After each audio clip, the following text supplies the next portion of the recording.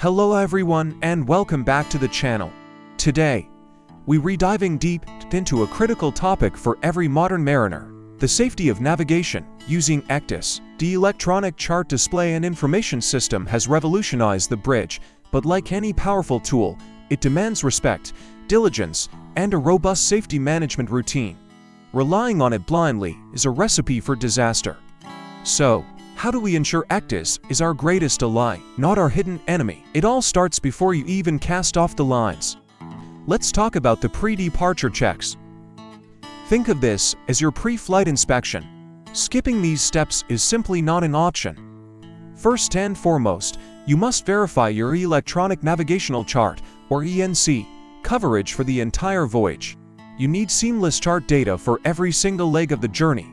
Don't assume you have it, check it. A gap in chart coverage mid-voyage can put you in a perilous situation, navigating blind in unfamiliar waters. Next up, chart permits. Are they all validated for the duration of the voyage? Expired permits mean you lose access to your charts, rendering the primary navigation system useless. It's a simple check that can prevent a massive headache. Alongside permits, you have to ensure all chart updates have been applied and, crucially, verify. This isn't just about clicking update, you need a system to check that the updates were successful. This includes the latest weekly updates, new editions of ENCs, and any other critical data. An unupdated chart is an inaccurate chart, and that's a risk no mariner should ever take. Now, let's configure the system for our specific voyage. Setting the safety depth and safety contours is paramount. These aren't just arbitrary numbers. They are your primary defense against grounding. Your safety depth should be based on your vessel's draft, the required underkeel clearance, and factors like squat and the accuracy of tidal data. The safety contour will then be automatically selected by the ECDIS, creating a clear visual distinction between navigable and non-navigable water. Get this wrong, and you might as well be using a paper map with a crayon. You also need to manually apply any temporary and preliminary notices, or TNPS, and other navigational warnings. These often contain urgent information, like a newly discovered wreck or a malfunctioning buoy, that may not be in the latest weekly update yet. A chain is only as strong as its weakest link. In this case, the link is the human element. Every watchkeeping officer must be thoroughly familiar with the specific ECDIS model on board. Different manufacturers have different menus, functions, and alarm systems. Assuming an officer who is certified on one brand can seamlessly operate another is a dangerous assumption.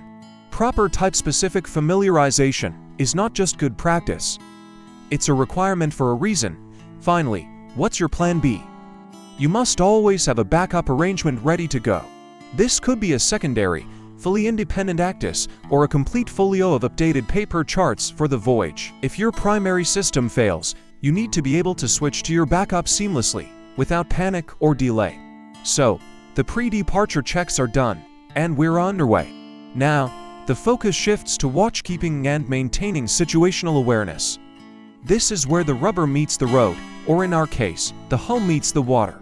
The principles of a proper lookout, as outlined in the STCW code, are not replaced by ECDIS, they are enhanced by it. The officer on watch must maintain a vigilant visual and radar lookout at all times. Your eyes and the radar are your primary real-time collision avoidance tools. ECDIS shows you where you are supposed to be, but the radar and your own eyes tell you what is actually happening around you right now. One of the biggest traps you can fall into is ECDIS-assisted collision. This happens when a watchkeeper becomes so fixated on the screen that they neglect the world outside the window. You must constantly cross-check the information. Is the autopilot following the planned track correctly? If on manual steering, is the helmsman maintaining the course? Use techniques like parallel indexing on your radar to monitor your cross-track distance and ensure you're staying within your planned corridor. This is a classic, invaluable technique that provides an independent check on your position, separate from the GPS feeding your ECDIS.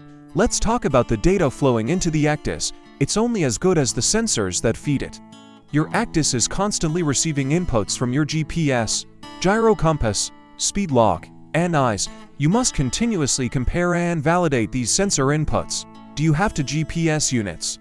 Are their positions in agreement? If not, why?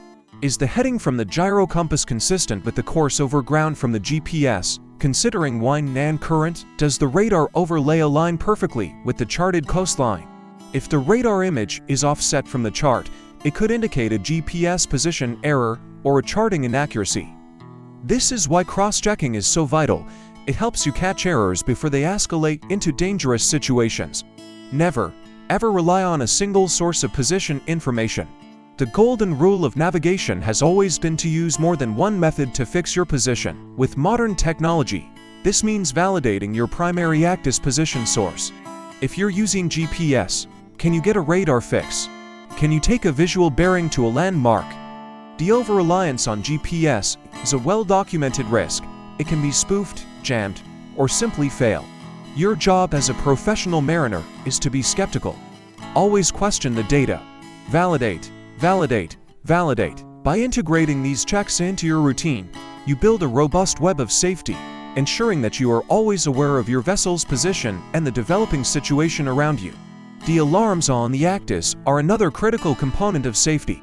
However, they can lead to alarm fatigue if not managed properly. You need to understand what each alarm means and how to configure them correctly for the phase of navigation you're in.